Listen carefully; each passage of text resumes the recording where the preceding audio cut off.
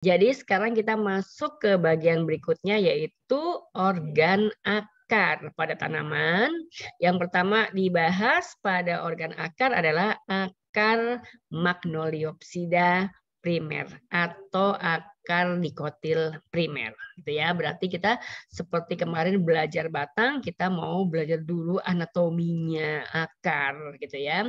Nah, jadi akar tanaman itu ya tumbuhnya dari meristem ujung akar gitu ya. Zona 1, 2, 3-nya ada juga di akar kan. Kemudian ke zona 4, 5 dan seterusnya.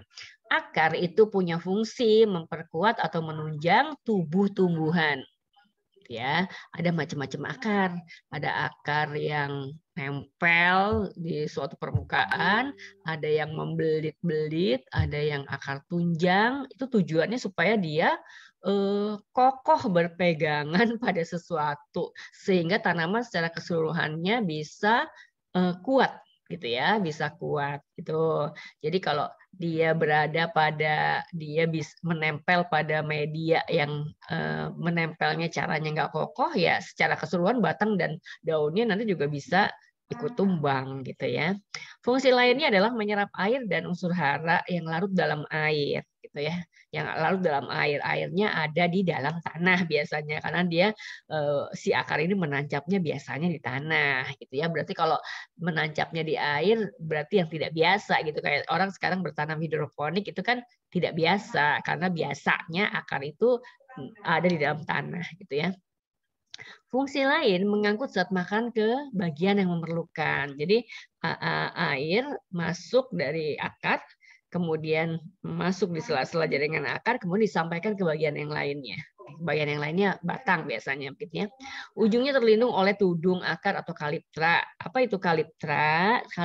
Kaliptra itu terdiri dari sel-sel yang hidup dan dia mengeluarkan mensekresi lendir polisakarida. Untuk apa? Ini untuk pelumas.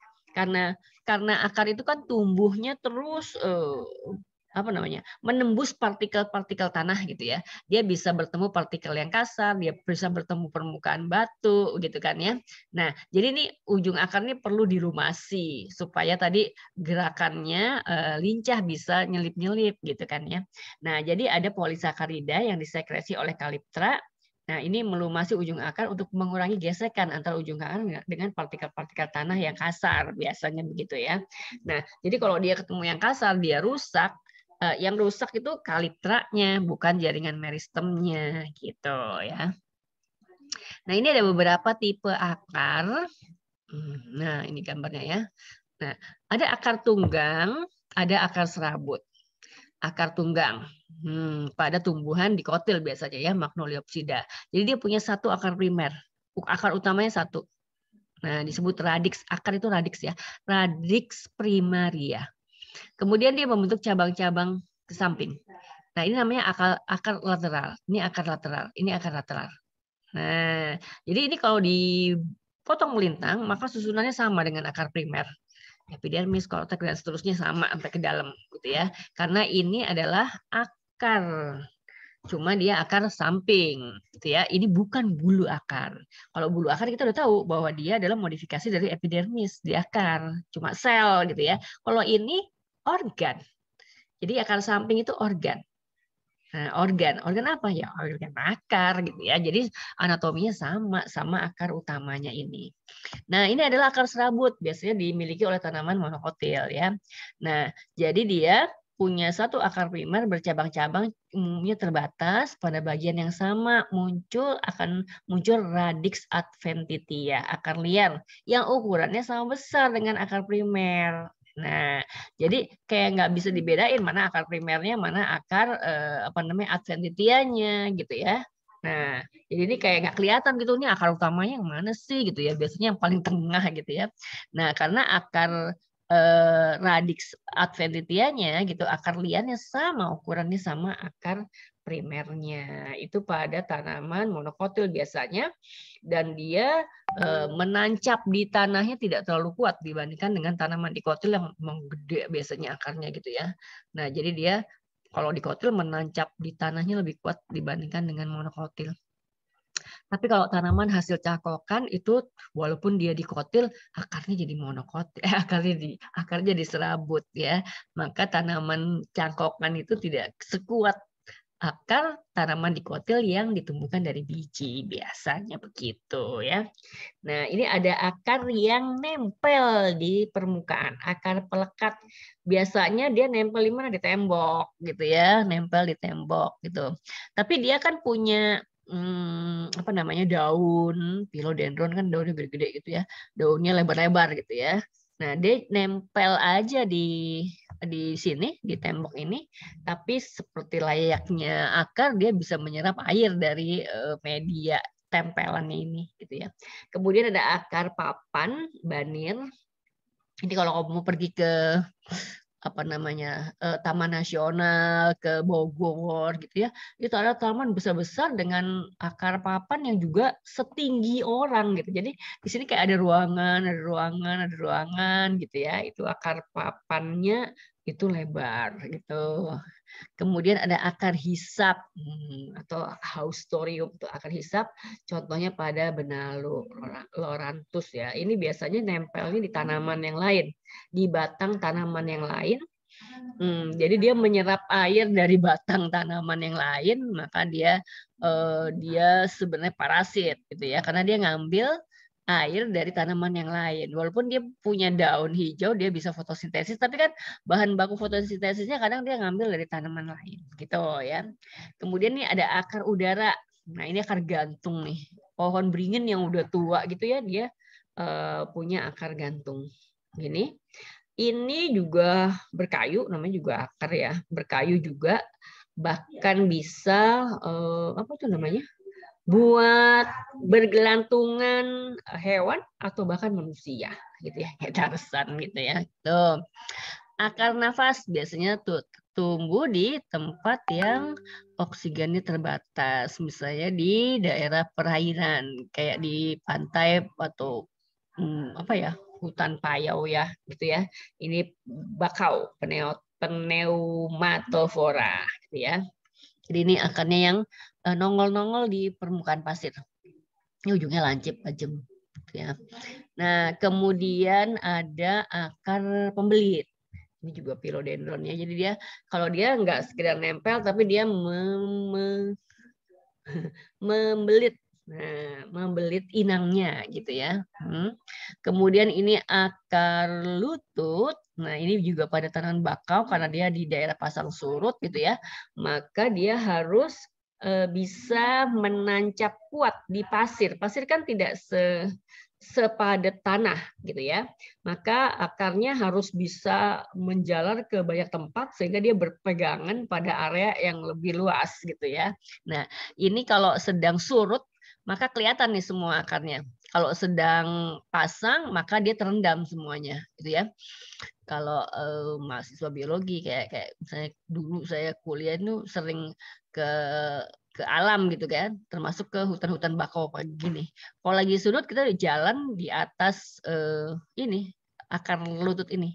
Jalannya di sini. Karena kalau jalan di pasir dia melesek ke dalam gitu ya. Terus jangan-jangan ada piting lah, ada apa gitu. Jadi kita emang jalannya di atas akar-akar ini. Ya, ini di Kepulauan Seribu banyak nih ya. Yang di pantainya masih banyak bakaunya begini. Kemudian ada akar egrang pandanus. Ini pandan duri. Kemarin kita ngomongin sclerenchyma, ini yang disebut dengan pandan duri. Tanamannya kayak gini. Jadi ini emang familianya Pandanus gitu ya. Cuman dia Pandanus, ini genusnya Pandanus tectorius. Jadi ini pinggiran daunnya itu banyak durinya dan daunnya emang panjang dan lebar, lebih dari 1 meter panjangnya gitu. Dan dia kuat banget. Maka daun dari tanaman pandan yang seperti ini yang kemudian bisa dikeringkan, kemudian dipotong-potong, dijalin untuk bikin tikar ya kan, orang sebutnya tikar apa, tikar pandan gitu ya, daun-daun ini. Nah, dia akarnya juga menancap kuat di pasir karena dia tumbuhnya emang di pantai gitu ya. Jadi dia kokoh tertancap di pasir supaya kalau ada angin kencang dia nggak tumbang. Nah, ini akarnya sampai tinggi ke permukaan tanah ya. Orang menyebutnya akar egrang. Lebih dari 1 meter kadang-kadangnya tingginya ini. Bagian dari akarnya.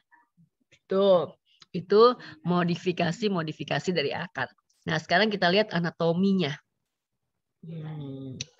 Ini adalah anatomi akar. Ini ada potongan melintang. Ya, kalau udah bulat-bulat ini potongan melintang. Kalau udah gini nih, berarti dia potongan membujur ya. Tapi ketika potongan membujur yang diperlihatkan juga lintangnya juga nih, gitu ya. Nah, kita lihat nih. Nah, jaringan-jaringan dari akar gitu ya. Ada epidermis, ada korteks. Ada epidermis, ada korteks. Korteksnya kemudian ada eksodermis dan endodermis. Di korteksnya ada eksodermis dan endodermis. Itu kemudian bagian tengahnya semua adalah stele. Bagian tengahnya semuanya ada stele gitu ya. Nah, jadi kalau dia potongan melintang zona 1, 2, 3 gitu ya. 4 masih ada juga biasanya. Kemudian adalah dia ada potongan melintangnya si bulu akar juga gitu ya, masih ada. Nah, kalau ada bulu akarnya, ada bulat-bulat gini, pasti saya bilang waktu itu, kalau ada potongan melintang begini, pertama-tama tentukan apakah dia akar atau dia batang. Gitu ya. Oh, ada bulu akarnya, berarti dia akar. Kalau kita udah tentukan bahwa dia akar, kemudian yang kedua tentukan apakah monokotil atau dikotil. Gitu loh. Gitu ya. Nah, oh dikotil. Kalau dikotil, maka kita tentukan lagi apakah primer ataukah sekunder. Gitu ya. Jadi kalau memahami gambar, melihat gambar, menentukan ini gambar apa. Kalau ada bulat-bulat potongan melintang itu tadi cara menentukannya begitu. Ini akar atau batangnya, gitu ya. Oh, nggak ada bulunya, nggak ada bulu akarnya misalnya gitu ya. Dia gambar nggak pakai bulu. Tunggu dulu. Kalau akar ada lingkaran kedua di dalam, yaitu endodermis. Kalau batang nggak ada, ada lingkaran kedua. Oh, itu akar gitu ya. Monokotil apa dikotil ya, kan gitu ya. Monokotil apa dikotil? Oh, kalau nanti kita belajar akar ya, ada bintang di tengahnya. Ini bintang nih ya. Oh, itu akar dikotil karena kalau monokotil nggak ada bintang di tengahnya gitu ya. Salah satunya gitu. Nah, yang kayak gini diingat-ingat ya. Nah, ini adalah potongan melintang akar dikotil primer gitu ya. Jadi ada rambut akar, kemudian itu adalah modifikasi dari epidermis, kemudian di bawahnya adalah korteks. Ini yang biru, lingkaran biru ini adalah endodermis. Kemudian yang apa nih ya? Oranye ini adalah stele terluar. Stele terluar adalah apa nak? Stele terluar apa ya tadi ya? Stele terluar. Perisikel atau Perikambium. Iya, baru nih stele nih gitu ya. Nah, yang biru ini yang kayak bintang, orang menyebutnya bintang kayak gini ya, walaupun dia jarinya 4 ya. Nah, ini adalah silem, semuanya yang biru ini. Kemudian floemnya yang mana? Ini primer ya, karena dia ada bulunya ya. Jadi ini silem primer, kemudian ini di sela-selanya nih, di sela lengan bintang ini ada floem primer, floem primer, floem primer, floem primer gitu ya. Nah, jadi calon kambiumnya yang mana ya di antaranya ini. Ini ada calon kambiumnya. Nanti dibahas kok gitu ya. Nah, ini potongan membujurnya gini. Jadi kalau dia akar dikotil itu tengahnya bukan empelur. Tuh ya. Tengahnya tuh silem semua gitu ya. Nah, jadi itu juga yang ngebedain batang sama akar. Itu ada bintangnya, itu akar. Tengahnya itu apa sih bintangnya? Silem itu semuanya. Nggak ada empelurnya. Gitu ya, nggak ada empelurnya. Gitu. Salah satu cara mengidentifikasinya. Ya. Lanjut. Nah, seperti juga pada batang kita bahas satu-satu dari bagian-bagian yang tadi ya. Epidermis. Epidermis akar disebut juga epiblem atau lapisan piliferus karena ada bulu-bulunya, ada pilinya. Nah, di kelas 10 udah bahas kali pilih-pilih gitu ya. Nah, jadi epidermis disebut juga epiblem atau piliferus, khusus di akar. Terdiri dari selapis sel yang tersusun rapat tanpa ruang antar sel. Biasa itu mah gitu kan ya. Tapi akar nih dia ya, dinding selnya tipis. Umumnya tidak berkutikula. Kenapa dia begini? Disesuaikan dengan fungsi akar. Akar itu fungsinya adalah menyerap air dan unsur hara. Nah, kalau dia didindingin Udah tebel-tebel, sih jadi kasubag lagi aja biar bagus laptopnya. siapa itu ya? Maaf. Heeh. Nah, loh. Nah, jadi tadi kalau dia epidermisnya ada di akar, dia harus membantu fungsi akar. Karena akar adalah menyerap air dan unsur hara, maka dinding selnya epidermis akar nggak boleh tebel-tebel. Kalau tebel-tebel kan susah airnya masuk. Maka dia tipis, biasanya tidak berkutikulah gitu. Jadi ini ada penyebabnya dihubungkan dengan fungsinya akar gitu ya. Epidermis dapat bermodifikasi membentuk bulu akar. Iya, udah kita bahas. Bulu akar dapat bersifat permanen maupun temporer. Iya. Tumbuhan yang mempunyai akar udara. Nah, akar yang enggak di dalam tanah, yang ada di atas tanah. Orang sering menyebutnya akar udara. Contohnya anggrek.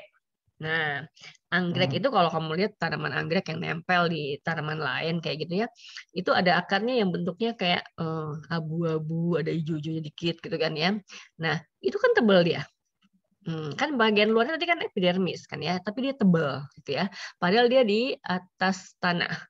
Maka dia rentan banget terhadap gangguan perubahan suhu, perubahan iklim, panas siang hari, malam dingin gitu-gitu ya. Nah, itu kan mudah rusak gitu kan ya, mudah rusak jadinya. Karena tadi dindingnya tipis. Kalau dindingnya tebal, susah dia berfungsi sebagai akar gitu kan ya. Nah, bagaimana caranya supaya dia tetap bertahan di atas tanah gitu? Maka terjadilah modifikasi. Modifikasinya dia akan membentuk filamen. Apa itu filamen? Epidermis berlapis banyak. Kan nggak biasa. Kan biasanya epidermis itu selapis. Gitu ya. Tapi untuk tanaman yang akarnya di atas tanah, bisa saja kemudian epidermisnya menjadi berlapis banyak. Nah, itu disebut dengan filamen. Nih, kayak gini nih ya. Nih, ini filamen. Ini bukan korteks gitu ya. Ini epidermis yang berlapis banyak gitu ya. Lapisan terdalam dari filamen biasanya berasal dari periblem, bukan dari dermatogen. Ingat teori titik tumbuh gitu ya. Nah, periblem plerom ya, dermatogen periblem plerom itu teorinya si Hanstein ya. Coba lihat lagi gitu ya. Kan kalau dia epidermis kan apa namanya? Harusnya dari dermatogen gitu kan ya, harusnya dari sebelah luar ya. Tapi si filamen ini setelah diteliti dia asalnya dari periblem, dari lapisan yang sebelah dalam, bukan dari dermatogen gitu ya. Sehingga disebut dengan eksodermis karena merupakan lapisan korteks paling luar. Kan si periblem itu kan nantinya akan menjadi korteks gitu ya. Nah, jadi si filamen bagian dalam ini kemudian orang menyebutnya sebagai eksodermis. Ya, filamen yang bagian paling dalam ya, orang kemudian menyebutnya sebagai eksodermis. Nih kayak gini, ini eksodermis nih. Itu ya. Nah, jadi ini adalah filamen terdalam. Gitu ya. Lapisan terdalam filamen yang asalnya dari periblem. Gitu ya. Baca lagi teori dari tumbuhnya ya. Nah, kemudian di bawahnya ada korteks pastinya ya, di bawah bagian luar pasti korteks. Tersusun dari jaringan parenkima yang teratur secara ideal membentuk lingkaran konsentris. Ya ini sama batang juga begitu ya, tapi dia karena di bawahnya ada endodermis maka kelihatan bahwa korteksnya itu rapi gitu ya, untuk lingkaran. Oke. Lapisan terdalam dari korteks biasanya berdiferensiasi menjadi endodermis. Jadi ada eksodermis nih. Ya, eksodermis, ada juga endodermis. Gitu ya.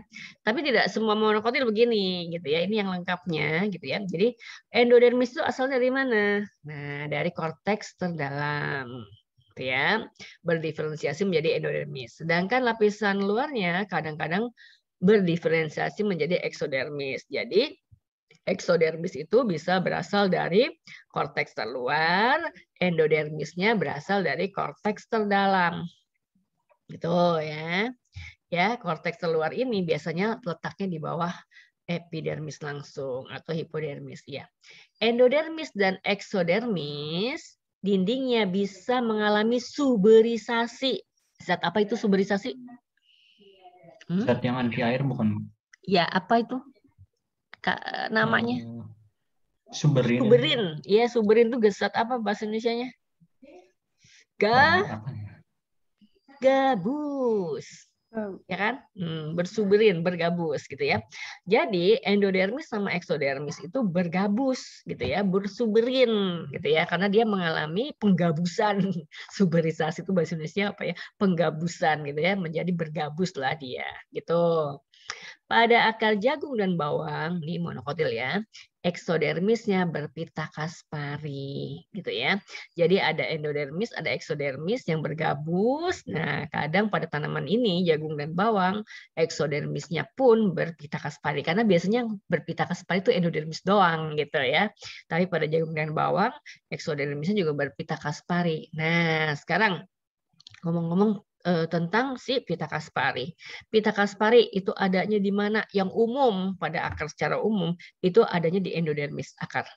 Jadi ya, endodermis umumnya tersusun dari satu lapisan yang tersusun rapat yang berbeda secara struktural, berbeda secara fisiologis, berbeda secara fungsional dari lapisan lainnya.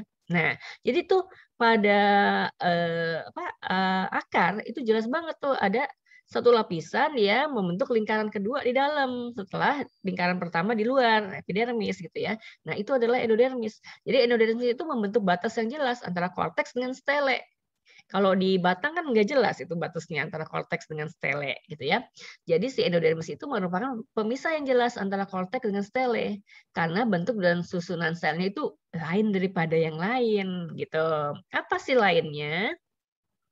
Sel endodermis yang masih muda dindingnya mengalami penebalan oleh suberin atau gabus, ya, sehingga tampak seperti sederetan titik-titik membentuk apa nih? Pita yang disebut dengan pita Kaspari. Jadi sebenarnya sih area ini yang menemukan namanya Pak Kaspari, Bapak Kaspari, gitu ya. Dia melihat bagian ini di mikroskop kok lain ya gini. Imajinasinya kemudian kok kayak pita ya, padahal kalau kita lihat pitanya mana gitu ya. Nah, kayak pita ya, maka dipakailah namanya pita gitu ya. Kemudian karena yang nemuin namanya Kaspari ya udah pita Kaspari gitu ya. Nah, karena tadi bersuberin berarti dia kan nggak bisa tembus air gitu ya, nggak bisa tembus air karena dia bersuberin atau bergabus tadi ya. Nah, kalau dia nggak bisa tembus air, gimana air bisa masuk? Kan tujuannya air dari luar berarti dari epidermis itu ya masuk ke dalam sini kan tujuan akhirnya itu kemana kalau di akar air itu? Harus sampai di mana? Ayo, di bagian apa air yang diserap dari luar, dari tanah, masukkan dia lewat bulu akar, epidermis, korteks, endodermis, terus dia tuh tujuan akhirnya ke bagian apa? Ayo. Silem. Silem, iya kan. Silem itu mengangkut air dan unsur hara. Nah, jadi harus sampai ke silem airnya, ya kan ya. Nah, untuk sampai ke silem dia harus melewati tadi epidermis, korteks, endodermis. Kemudian kalau di sini ada perisikel gitu ya, perisikel, kemudian dia ketemu sama floem gitu sampai dia ke korteks gitu kan ya. Nah, harus sampai ke korteks gitu. Padahal tadi katanya endodermisnya aja berpita Kaspari. Gimana bisa ditembus air? Kan dia impermeable kan gitu kan ya. Kalau udah bergabus itu impermeable. Maka ternyata di antara deretan sel-sel si berpita Kaspari ini yang merah-merah nih. Ini gabusnya nih. Itu ada sel yang tidak bergabus. Namanya sel pelalu atau sel penerus. Namanya aneh ya. Sel pelalu atau sel penerus. Coba di mana di sini gambarnya? Ini dia nih. Ini nggak ada gabusnya nih. Nah, ini namanya sel pelalu atau sel penerus. Jadi air itu lewat sini bebas. Nah, masuk gitu ya. Jadi si endodermis itu kayak apa ya? Kayak benteng gitu ya, benteng yang menseleksi siapa nih yang bisa masuk duluan airnya gitu ya. Jadi ketika air itu masuk ke dalam akar, dia masuk, misalnya banyak ya air masuk ke dalam akar, kemudian dia ngelewatin epidermis, ngelewatin korteks, sampailah dia korteks sedalam mau masuk ke dalam stele, tunggu dulu, ngantri dulu kalau emang banyak. Nah, jadi gunanya si sel-sel pelalu tadi, sel pelalu sama pita Kaspari tadi, kayak ini, membuat air yang masuk ke silem itu jumlahnya konstan, gitu ya. Nggak kebanyakan, nggak kedikitan.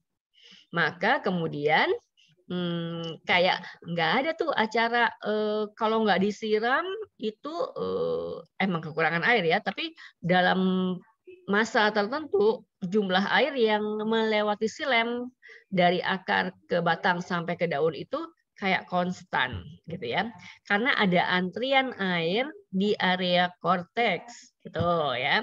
Jadi ntar dulu kalau memang kalau jalanannya cuma itu doang gitu ya, jalanannya cuma itu. Jadi kalau banyak ya ngantri lo lewat situnya gitu. Maka kemudian aliran air menuju silam itu jumlahnya konstan gitu ya. Nah, itu. Nah, kalau kita mau lihat kayak apa sih si endodermis tadi gitu ya. Nah, ini kayak gini nih. Ini begini nih. Nah, ini ada gabusnya. Nah, gabusnya itu kan ada di dinding selnya ya, di dinding selnya. Jadi ada gabus yang bentuknya seperti ini. Ini orang sebutnya pita kasparinya bertipe O kayak gini ya. Ini bertipe O, ini bertipe O gitu ya. Tapi ada juga yang kayak apa ya? Oh, ada kalau kayak gini bertipe U nih. Ini bertipe U. Ini bertipe O. Ini bertipe U. Gitu ya. Jadi ini tebalnya di satu sisi aja. Kalau O dia kalau O dia di sepanjang dindingnya, gitu ya. Coba sebentar. Nih tadi ya. Nah, kayak gitu jadinya. Nah, jadi ini pita kaspari ini bertipe U nih kayaknya kalau kayak gini nih. Gitu ya. Dia masih bisa lewat lah secara plasmodesma gitu. Lewat jalur dalam orang sebutnya, ada jalur dalam, ada jalur luar. Oke, ya.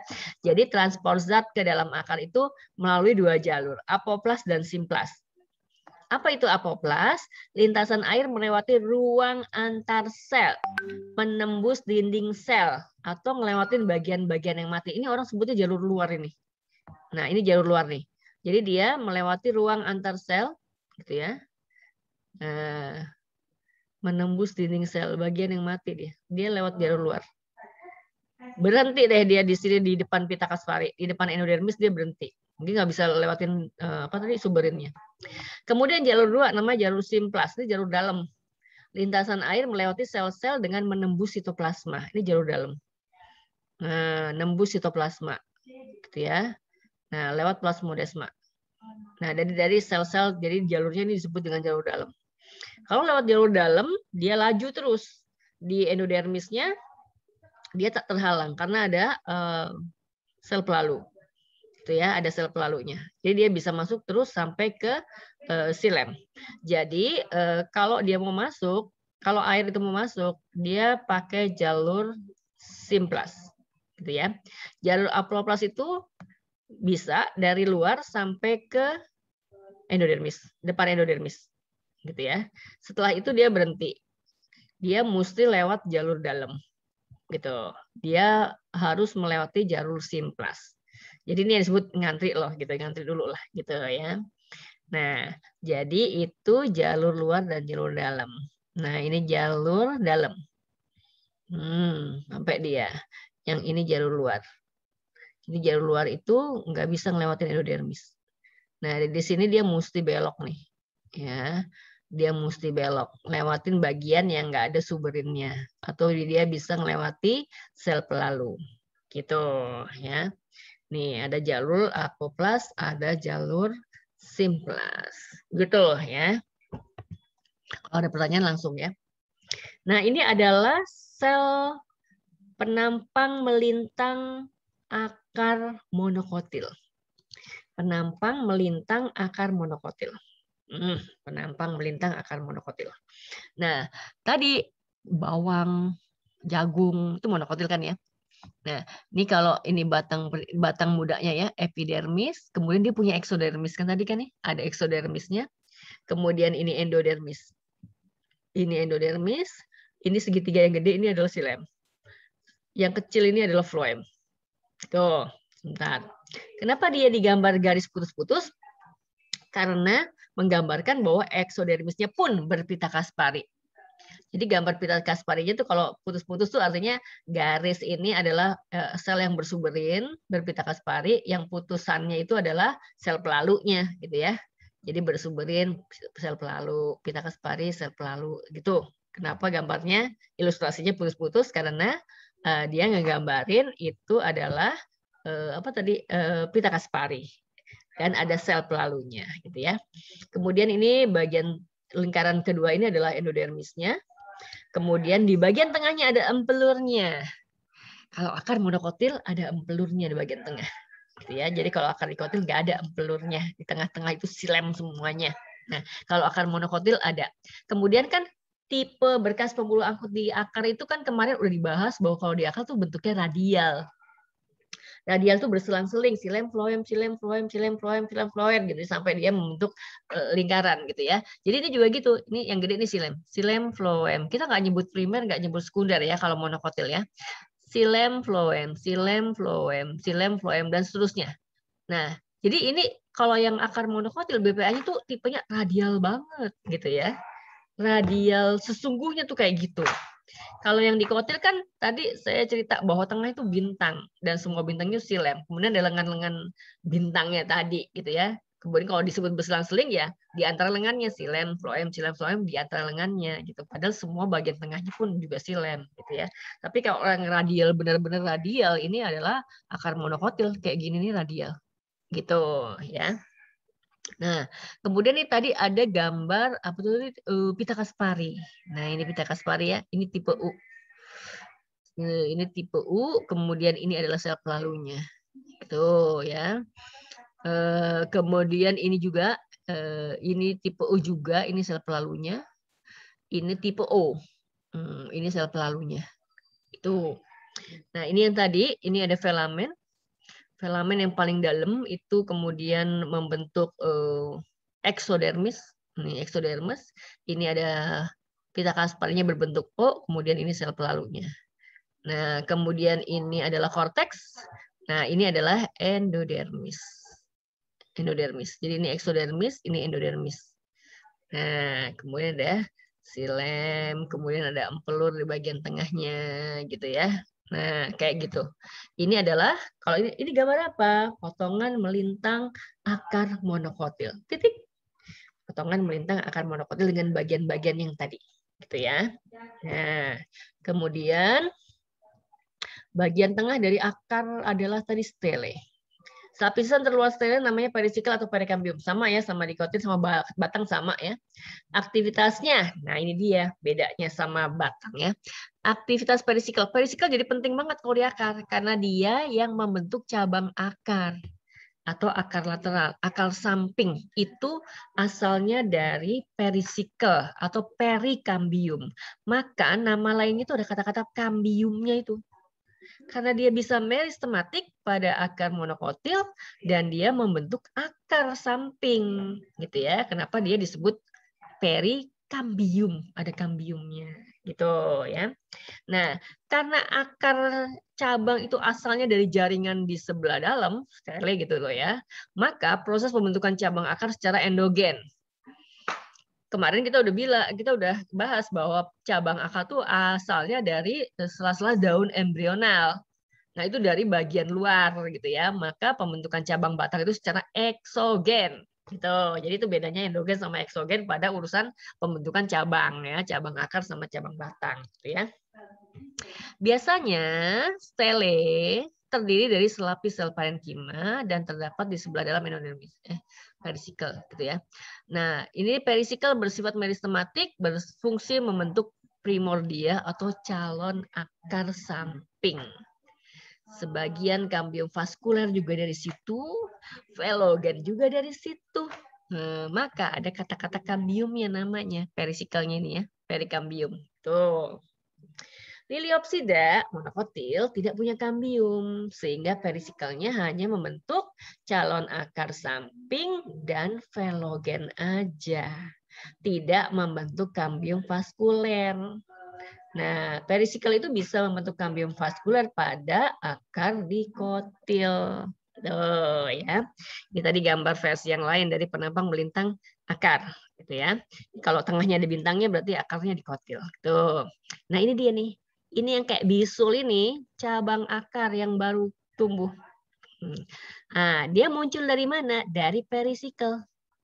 Epidermis, korteks, endodermis. Nah ini korteks terluar dari sini. Nah, ini kayak bisul makin lama makin panjang. Ini jaringannya isinya sama akar yang ini, gitu ya. Ada epidermisnya, ada korteksnya, ada stelenya sama. Beda sama bulu.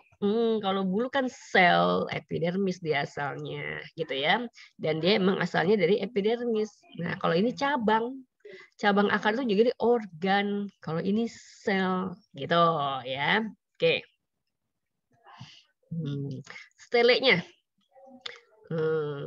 Tipe berkas pembuluh angkut pada stele adalah radial. Tadi udah dibahas. Dan kemudian tipe stelenya itu adalah actinostele, cabang-cabang gitu ya. Letak silem dan floem berganti-ganti ke arah pusat. Jari-jari silem tampak seperti bintang sehingga disebut dengan actinostele, gitu ya. Jari-jari silem dapat terdiri dari satu jari-jari monars, dua jari-jari diars, 3, 4 dan seterusnya atau banyak polyars. Ini 5 nih kayak bintang beneran nih pentaars gitu ya. Ini yang triars gitu. Ini yang tetrars. Nah, maka bagian tengahnya kelihatan udah kayak bintang lah gitu. Itu pasti akar dikotil gitu ya. Nah, kan ini kan lengan bintangnya. Mana floemnya? Di sela-sela lengan bintang silem. Ini floem. Jadi kalau dia disebut radial itu dia floem, silem, floem, silem, floem, silem, floem, silem, floem, silem, floem, gitulah gitu ya, pokoknya gitu. Padahal bagian tengah semua ini juga silem semua.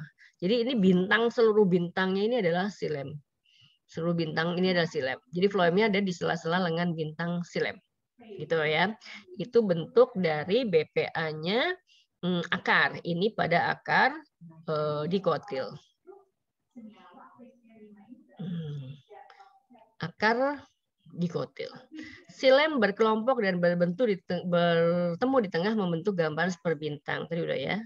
Floem tampak sebagai jalur-jalur di antara lengan-lengan bintang silem. Tadi udah juga antara silem primer dan floem primer.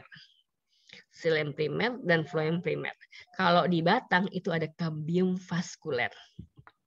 Kalau di akar dikotil, ini ada bagian yang namanya parenkima penghubung atau parenkima perantara. Parenkima penghubung atau parenkima perantara pada akar primer dikotil primer. Jadi misalnya ini akar dikotil primer, maka ini kan floem primer, ini kan silem primer. Nah di sini ini parenkima penghubung atau parenkima perantara. Di sini ini parenkima penghubung, ini parenkima perantara.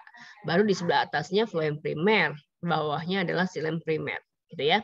Jadi kita nggak ngomongin kambium vaskuler kalau di akar dikotil, gitu ya, tapi dia parenkima penghubung atau parenkima perantara.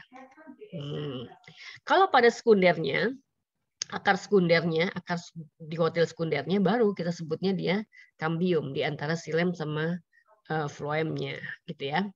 Nah, pada akar monokotil pertumbuhan silem terhenti sebelum bagian pusat terbentuk sehingga silem tidak berbentuk bintang tapi terpisah satu sama lain. Gambarnya ya tadi ini dia nggak berbentuk bintang tapi terpisah satu sama lain. Oke, silem floem.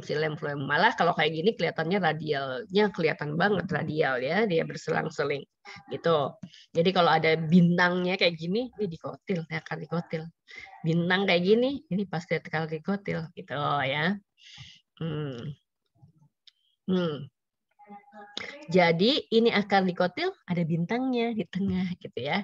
Ini adalah akar monokotil. Nggak ada bintangnya tapi ada empelurnya tengahnya. Kalau ini bagian tengahnya semuanya silem. Nggak ada empelurnya. Nah ini empelur gitu ya. Biasanya yang gede nih silem. Yang kecil nih floem. Silem, floem gitu-gitu ya.